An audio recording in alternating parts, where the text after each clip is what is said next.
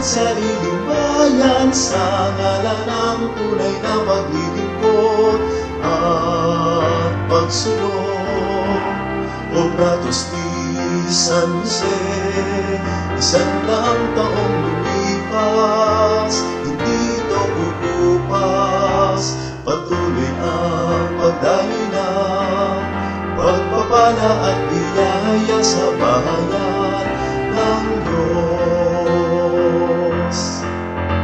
Sa tila ordinaryong mga araw at gabi, walang sawa at tahimik na nagsisilbi.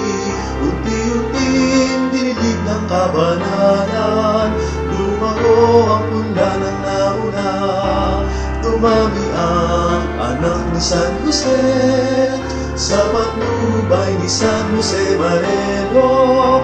O Diyos, pinaspasan niya, itinaguyod isang munting pamilyang kalugod-lugod.